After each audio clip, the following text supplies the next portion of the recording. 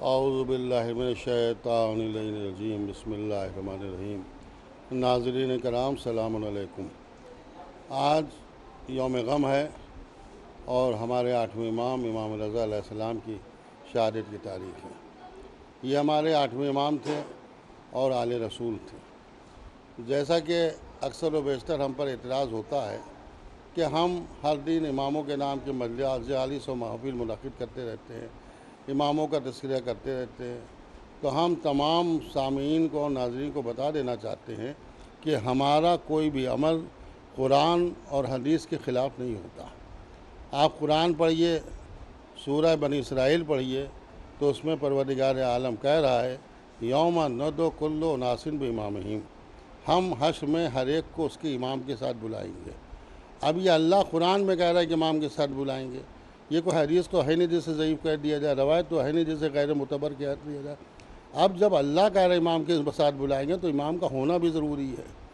उधर रसूलुल्लाह से पूछा इमाम के बारे में तो वो ये कह रहे हैं कि मन माता वलम यारिफ हो इमाम ज़माने ही माता मीततन जाहिलिया। अगर किसी ने अपने ज़माने के इमाम को नहीं पहचाना तो वो गुमराह मरा, जहालत की मौत मरा। अब यहाँ भी एक और करने की बात है कि इमाम ज़माना की बात हो रही है, किसी गली कूचे के, ईदगाह के, मस्जिद के इमाम की बात नहीं हो रही है, ज़माने के इमाम की। तो जब रसूलुल्लाह ये फरमा रहे हैं, अल्लाह ये फरमा रहा है, तो कोई इमाम का होना ज़रूरी है कि नहीं है। और ये नहीं कि एक वक्त में, हर ज़माने में किसी न किसी इमाम का होना ज़रूरी है। अब मैं आज मुसलमानों से पूछना चाहता हूँ कि क्या कुरान की आयत पर एतक़ीदा है कि नहीं है, रसूलुल्लाह की हदीस को मानते हैं कि नहीं मानते हैं। अगर मानते हैं तो ये ज़माना है तो ज़माने का कोई इमाम होना लाजमी है। ये जितने भी ज़माने गुज़र गए, हर ज़माने का कोई ना कोई इमाम होना चाहिए। जब हम आलिम इस्लाम से पूछते हैं तो मुदल्लल मेरे पास सबूत है कि कोई जवाब नहीं दे पाता कि हमारे किस ज़माने का कौन इमाम है। हार के थक के सिर्फ 4 नाम के इमाम बताए जाते हैं। हमें उनसे इख्तिलाफ़ नहीं है कि ठीक है आपने उनको इमाम माना, सही है कि गलत है वो आप जाने, लेकिन सवाल ये है कि वो इमाम इस दौर में हैं कि नहीं है। उन्हें का वो तो इंतकाल फरमा गए, वफ़ात फरमा चुके, अब तो नहीं है। तो यहाँ परवरदिगार आलम या रसूल खुदा मरे हुए इमामों की बात नहीं कर रहा है, ज़िंदा इमामों की बात कर रहा है। तो हर दौर में कोई ज़िंदा इमाम होना चाहिए, ये जो अपनी कौम की रहबरी करे। अब क्यों करे, याद रखिए, ये आज जो हम कोरोना जैसी बीमारी में मुब्तला हैं और इसका कोई हल नहीं मिल रहा है, ये भी मुसलमानों की जिहालत है, जिहालत की बिना पर, वरना कोरोना की बीमारी कब की ख़त्म हो गई होती। आप पूछे कैसे।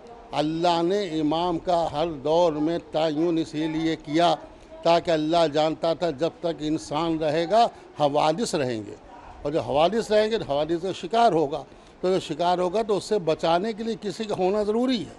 आप देखिए कि जब कहत पड़ा, बारिश नहीं हुई, तो मामून रशीद जैसा मलून इंसान 8वें इमाम अली रज़ा अलैहिस्सलाम, जिनके आज शहादत की तारीख़ है, इनके पास हाथों को जोड़ कर गया और कहा मौला कहत हो गया है, अगर कुछ दिन पानी और नहीं बरसेगा तो कौम के लोग मरना शुरू हो जाएंगे, और जब लोग ही मर जाएंगे तो हुकूमत किसकी, खिलाफत किसकी।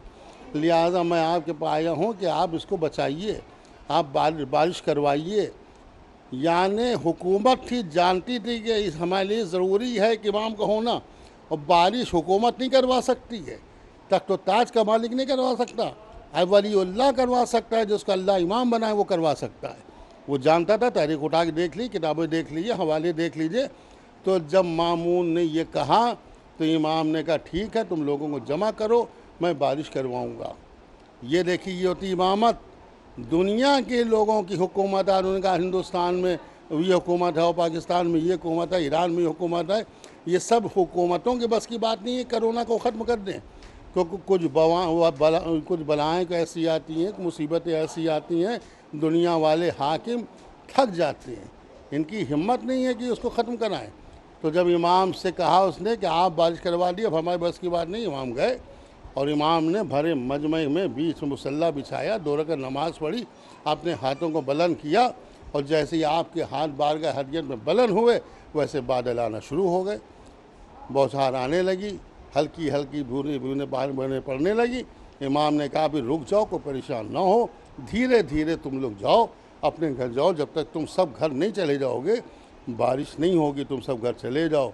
और जब सब चले गए, एक एक बच्चा बच्चा चला गया, इमाम भी अपने घर चले गए, खलीफा वक्त भी अपने घर चला गया, तब बारिश हुई। और जब बारिश हुई तब भी सबके खेत लहराने लगे, फसलें उगने लगी, लोगों के चेहरों पर शादाबी आ गई, बहुत बड़ा मसला हल हो गया। उसी तरह आज जो कोरोना की बीमारी है, क्या हम सबका फ़र्ज़ नहीं है कि हम अपने इमाम के पास जाएं, या इमाम के आधे हाथों को बुलंद करें कि मौला अब यह ऐसी बीमारी है कि ना डॉक्टरों की बस की बात है, न हाकिमों की बस की बात है, न तबीबों की बस की बात है, अब आप इसको ख़त्म करवा दीजिए। अगर हम हाथ जोड़ के मौला से फरियाद करें तो यकीनन 24 घंटे के अंदर कोरोना की बीमारी पूरी दुनिया से ख़त्म हो जाए। लेकिन उसकी शर्त भी यही है कि पूरे ज़माने के लोग, चाहे मुसलमानों का कोई फ़िरका हो, जो अल्लाह पर ईमान रखता है, रसूल पर ईमान रखता है, कुरान पर ईमान रखता है, वो एक इमाम को माने और उसके आगे हाथों को बुलंद करे कि यह है ज़माने का इमाम, उससे कहे। और लेकिन वो भी फर्जी ना हो, नकली ना हो, असली हो, कि जो इसका इख्तियार रखता हो कि हर चीज़ पर उसका इख्तियार हो, बादलों पर उसका इख्तियार हो, चाँद पर उसका इख्तियार हो, सूरज पर उसका इख्तियार हो, कायनात के ज़र्रे ज़र्रे पर उसका इख्तियार हो। और जब वो ऐसा कौन इमाम है, तो जब हम तारीख़ उठा कर देखते हैं तो वही इमाम जिसको रसूलुल्लाह सल्लल्लाहु अलैहि वसल्लम ने जिनकी निशानदेही कही। हम कहेंगे मुसलमान, मेरा खिताब एक फ़िरके के लोगों से नहीं है, तमाम मुसलमानों के लोगों से है कि आप देखिए कि वो कौन इमाम है। तो रसूल से पूछे, रसूल ने मस्जिद नबवी में क्या कहा था, अव्वलुना मोहम्मद, औसतुना मोहम्मद, आखिरुना मोहम्मद व कुल्लुना मोहम्मद। तो अब उसी मोहम्मद का कोई फ़र्द ऐसा होना चाहिए, उसी पर हम लोगों को जाना चाहिए। अब क्या इस दौर में कोई इमाम नहीं है? इस दौर में भी एक इमाम है। और अगर आपको सबूत चाहिए हो तो देखिए, हमारे यहाँ 11 इमाम गुज़रे। जब इमाम आता है तो इमाम पैदा भी होता है, इमाम शहीद भी होता है, या वफात भी पाता है। तो 11 इमाम की शहादत हुई। शहादत में हम लोग मजलिसें करते हैं, विलादत में महफिलें करते हैं। तो लोग कहते हैं ये रोज़ा किसका, इनका रोज़ा, इनका रोज़ा, इनका रोज़ा। हर एक के रोज़े हैं, 11 इमामों के रोज़े मिलेंगे। 12वें इमाम के ज़हूर की जगह तो मिलेगी, कोई रोज़ा नहीं मिलेगा जहाँ उनकी क़ब्र हो। उन्होंने कहा क्यों? उनका 12वें इमाम शहीद नहीं हुए। तमाम अहले सुन्नत मानते हैं। अभी मैंने यूट्यूब पर एक अहले सुन्नत की क्लिप देखी, अहले सुन्नत आलिम की, और पाकिस्तान के आलिम थे, 2 आलिम बैठे थे और डिबेट हो रहा था। उन्हें भी कह रहे थे कि वो वक्त करीब आ गया है कि जब इमाम महदी का ज़हूर हो। तो याद रखिए कि इमाम महदी कौन है, सुन्नी भी मानते हैं, शिया भी मानते हैं। ये एक इमाम है जो आखिरी बचे हुए हैं, जो पर्दे गैब में अल्लाह ने उसी लिए रखा ताकि हम हवादिस से बचे रहें। मगर जब भी बचेंगे तो उसे फरियाद करेंगे। मुसलमानों ने क्या किया, हम इमामों को नज़रअंदाज कर दिया, इमामों से रुजू करते नहीं, बल्कि इख्तिलाफ के शिकार हो गए। उन्हें का इमाम हैं कि नहीं हैं, और पैदा हुए कि नहीं हो। याद रखिए, अगर आपने मुसलमानों या अक़ीदा बना ली, भी पैदा नहीं हुए, तो अल्लाह इलाही पर हर्फ आता है। इसलिए हर्फ आता है कि अल्लाह, हर मुसलमान जानता है कि शैतान है। जब शैतान है तो पैदा हुआ कि अगर हो चुका है, तो जो हो चुका है तो बहकाता है कि नहीं बहकाता है, गुमराह करता है कि नहीं करता है। तो अल्लाह ने गुमराह करने वाले को तो पैदा कर दिया, और गुमराही से बचाने वाले को भी नहीं पैदा होगा। तो यह अदल इलाही पर आता है। अगर शैतान है तो शैतान के साथ रहमान का होना भी ज़रूरी है। बहकाने वाला है तो बहकाने वाले के साथ हिदायत करने वाले का होना ज़रूरी है। तो कोई ना कोई इमाम का होना लाजमी है। इसलिए यह अक़ीदा से बेहम्दिल्लाह हम इमामिया फ़िरक़े के पास, शान अदर करदार के पास है कि हमारे 12 इमाम हैं और 11 इमाम शहीद हो चुके हैं, जिनके दुनिया वालों ने तख्त व ताज की लालच में शहीद कर दिया। उसी की कड़ी आज ये है, 60वें इमाम रज़ा अलैहिस्सलाम, जिनको जहर दिया गया, मामून ने जहर दिया। क्यों दिया? कि इस बात पर गौर कीजिए कि ये इमाम हसन, इमाम हुसैन, इमाम हसन के अखलाक का क्या कहना। हर मुसलमान कहता है इनका अखलाक रसूल से मिलता था। दस्तरखाना आम बिछा रहता था, कोई मज़हब मिल्लत की खैर नहीं खाए। तो आखिर इनको शहीद क्यों कर डाला गया? क्या ये कोई ऐसी तकरीरें जोशीली करते थे? क्या ऐसे कोई लोगों दिलाजारी करते थे? भाई हम जैसे लोग कह सकते हैं दिलाजारी की, लोगों ने दुश्मनी में कत्ल कर दिया। ये तो वो थे कि एक दफ़ा इमाम हसन अलैहिस्सलाम के पास शख्स आया, कहने फ़लाँ शख्स आपकी बुराई कर रहा है। आपने उसे बुलाया और उससे पूछा, भाई तुझे अगर ज़्यादा राह चाहिए तो ज़्यादा राह ले ले, सवारी चाहिए तो सवारी ले ले, हाँ खाना चाहिए तो बैठे खाना उसे खिला दिया। तो कहने अरे आप तो ऐसे ऐसे, हमें तो आपके बारे में ये बताया गया, लाया था बुरा कहते हुए गया तारीफ करते हुए। ऐसे लोगों शहीद क्यों किया गया? सिर्फ इसलिए क्योंकि तख्त पर बैठा हुआ आदमी जानता था कि जब तक इनकी हयात है हमारी हुकूमत मुस्तहकम नहीं हो सकती, क्योंकि दिल इनकी तरफ झुकेंगे हमारी तक कभी नहीं झुक सकते। इसी दुनिया की लालच में, तख्त व ताज की लालच में, जैसे आज दुनिया भर की सियासत होती है, जुल्म होता है, ज़्यादतियाँ होती हैं, ताकि हुकूमत हमारी बनी रहे, हम हुकूमत से बेदखल ना हों। खुद ही मारते हैं, खुद ही बाद में ताज़ियत अदा करते हैं, खुद ही मारते हैं, खुद ही आंसू बहाते हैं, खुद ही झगड़ा बस्तियाँ जलाते हैं, खुद ही बाद में पानी लेके टैंकर लेके पहुंच जाते हैं। इसलिए क्योंकि हुकूमत की पॉलिसी ये हुकूमत बनी रहे। वैसे ही यानी अज़ल से चला आ रहा है, शुरू से चला आ रहा है। हुकूमत को बाकी रखने के लिए अइम्मा को जहर दिया गया। तलवार से मार नहीं सकते, अगर तलवार से मारते तो उनकी बदनामी होती। जहर दे दो, बाद में कह दो कि हमने नहीं दिया। यही हमारे 8वें इमाम अलैहिस्सलाम के साथ हुआ कि मामून ने आपको घर से बुलाकर सुरमे में जहर दिया, और कुछ रवायतों में कि अंगूर के अंदर जहर दिया। इमाम ने कहा कि हमें अंगूर नहीं खाना इस वक्त। कह के चले थे घर से अबू सलत गुलाम से कि देखो अभी बुलावा आएगा हाकिम वक्त की तरफ से, अगर मेरे सर पर देखना कि कोई रुमाल है तो बात ना करना, और अगर देखना मैं नंगे सर और गुफ्तगू करना। अबू सलत गुलाम कहता है मैंने देखा थोड़ी देर में हाकिम वक्त की तरफ से, खलीफा वक्त की तरफ से, मामून की तरफ से बुलावा आ गया। इमाम चले तो जब चले तो आपके सर पर सफ़ेद रुमाल था। उसने कोई गुफ्तगू नहीं की। इमाम के पास गए, इमाम के वो अदब एहतराम के साथ मामून ने बिठाया। क्यों ना बिठाता? क्योंकि वही तो इमाम थे जिसको उसने वली अहद बनाया था, जिनके नाम का सिक्का चलवाया था। ये सब मसलहत थी, पॉलिसी थी, ताकि दुनिया के अंदर ये दिखाया जाए देखो इनसे आले मोहम्मद से कोई दुश्मनी नहीं रखते, क्योंकि अगर दुश्मनी ज़ाहिर हो जाए तो उनकी खिलाफत चली जाए। भाई तुम खिलाफत क्यों कर रहे हो? खलीफा किस बात के हो? ये मसनद रिसालत है। तो मसनद रिसालत में बैठ के मोहम्मद रसूलुल्लाह का कलमा पढ़ के तो तुम खिलाफत कर रहे हो, आले रसूल को तुम कैसे मार सकते हो?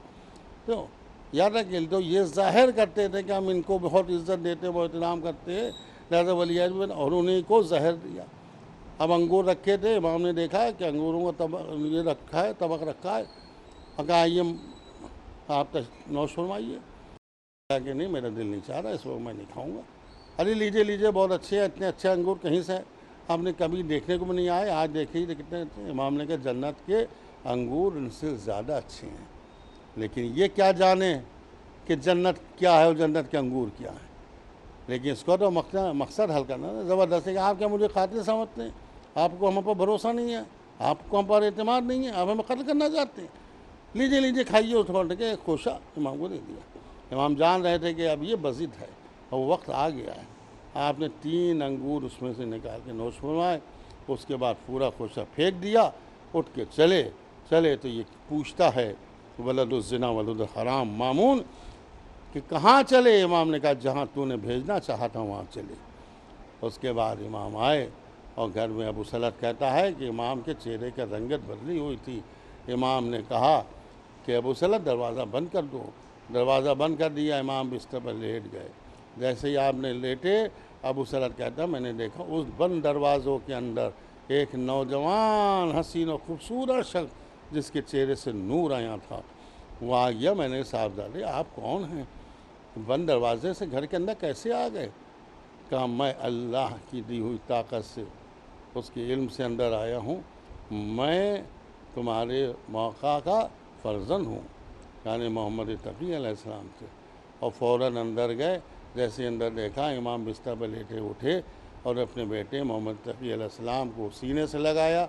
और फिर रवायतों में है कि आपने गुस्ल कफ़न दिया, नमाज पढ़ाई, ये सब आपने पहले अंजाम दे दिया, तो जानते थे अब ये सियासत शुरू हो जाएगी, हुकूमत शुरू हो जाएगी इसके ऊपर।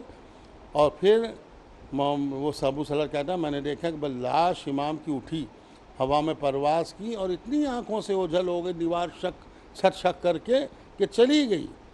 कहाँ गई? अब ये घबराया, ये कदमों पर गिर गया मोहम्मद तकी अलैहिस्सलाम के, और कहा कि मौला अभी मामून आएगा, हमसे पूछेगा तो हम क्या जवाब देंगे, हमारी तो जान चली जाएगी। मौला ने कहा नहीं घबरा नहीं, अभी लाश मुबारक आती है। यानी ये देखिए अव्वलो न मोहम्मद औसतो न मोहम्मद, ये वो हैं। अगर एक अली के लिए दीवार शक हुई और बाद में फ़ौरन बराबर हो गई, तो वैसे इनके लिए मरने के बाद शक हुई और लाश गई और फिर आ गई, और जब आ गई इमाम कह रहे हैं अब तू दरवाज़ा खोल दे। और वही हुआ कि मसलहत हुकूमत के तहत मगरमच्छ के आंसू बहाता हुआ मामून मरून आया, रोया और ऐसा रोया जैसे सबसे ज़्यादा गम इसको है। सबको बुलाया कि देख लो शियों तुम्हारे इमाम खुद से बने हैं। अब उस वक़्त आज का ज़माना तो था नहीं कि पोस्टमार्टम हो, पता चले कि कैसे मरे। आज का पोस्टमार्टम रिपोर्टें बदल दी जाती हैं, आज भी कोई कम थोड़े नहीं है, उस वक़्त नहीं होगी। और यह हुआ वो कि देखो हमने नहीं, हम तो बहुत चाहते हों, फिर जाके हारून के सरियाने पहले पहचाने की कोशिश की, इमाम सब बता चुके थे, और जब सरियाने दफन किया गया इमाम दफन हुए। तो ये हम लोग हर तारीख़ को जो मुख्तलिफ़ तारीख़ों में शहादत विलादत मनाते हैं इसके बेमाने नहीं है। इसकी ये कि हम उन इमामों को याद रखें। जब इमामों को याद रखेंगे उनको ज़माने में होने वाले हवादिस को याद रखेंगे, उनके अक़वाल को याद रखेंगे, उनके कौल व फ़ेल को याद रखेंगे। जब उनके कौल व फ़ेल को याद रखेंगे तो हम मुस्तहकम रहेंगे। आज अगर ये बीमारी है तो एक कौल में मौला मुत्तक़ा ने फरमाया था कि एक ज़माना ऐसा आएगा, ऐसे अज़ाब भी मुब्तला होगा कि लोग एक दूसरे से मिलते हुए घबराएंगे, एक दूसरे को गुफ्तगू करते घबराएंगे, एक दूसरे हाथ मिलाते हुए घबराएंगे। अब उन्हें कोई नाम नहीं लिया था, कौन सा ऐसा अज़ाब होगा, तो देखिए वही अज़ाब है कि शरअ कहती है कि मुसाफिया करो, और आज है कि हाथ से हाथ ना मिलाओ, बात ज़्यादा बात ना करो, करीब ना जाओ। तो ये क्या है, ये आइम्मे मासूमीन की इमाम की सीरत पर अमल करेंगे तो हर मुसीबत हल्की हो जाती है, हर मुसीबत का तोड़ नज़र आता है। इसीलिए आज इमाम के मौके पर मैं सिर्फ शियों को नहीं बल्कि आलम इस्लाम को दावत देता हूँ कि लिल्लाह खुदा का वास्ता मौलवियों से पूछिए कि ये इमाम गुज़रे हैं कि नहीं गुज़रे हैं, और इमामों के ये हाल हैं कि नहीं हैं। तो इन इमामों पर मुत्तफ़िक़ हो जाइए और इमाम ज़माना मेरी आखिरुज़्ज़मा अलैहिस्सलाम पर ईमान ले आइए, उनसे रुजू कीजिए और उनसे इल्तिजा कीजिए। इंशाअल्लाह ये कोरोना की बीमारी दफान हो जाएगी, सारे मुसलमान महफूज हो जाएंगे। क्योंकि बात शिया सुन्नी की नहीं है, बात हम्बली मालिकी की नहीं है। पहले मुसलमान बनिए। अगर आप मुसलमान हैं तो मुसलमान ही देखिए इस्लाम है क्या। जब इस्लाम समझ में आ जाएगा तो सब कुछ समझ में आ जाएगा। लिल्लाह बुग़्ज़ व हसद छोड़िए और ये मत समझिए कि ये शिया ये करते हैं तो हम ये नहीं करेंगे, शिया ये करते हैं हम नहीं करेंगे। हाँ, शिया का गलत काम कर रहे हैं तो आप ना कीजिए, लेकिन अगर शिया इस्लामी अमल अंजाम दे रहे हैं, ये 12 इमामों को मानते हैं, तो ये देखिए कौन है, ये आले रसूल हैं कि नहीं है। इनके किरदार में कोई ऐब दिखाइए, कोई फ़ीर दिखाइए। आज भी ये एक मौजज़ा है कि जो 12 इमामों को हम मानते हैं, दुनिया ने उनको कत्ल तो किया जहर से, तलवार से, लेकिन आज तक कोई उनकी बुराई नहीं दिखा सका, कोई उनमें कोई कमी नहीं दिखा सकता। तो क्यों ना हम ऐसे पाक किरदार से वापस हो जाएं, ताकि हम किरदार हमारा बुलंद हो जाए, हैसियत बुलंद हो जाए, हम मुत्तकी परहेज़गार हो जाएं, हम नमाजी हो जाएं, हम अल्लाह वाले हो जाएं। व आखिर दाअवाना अनिल हम्दुलिल्लाहि रब्बिल आलमीन।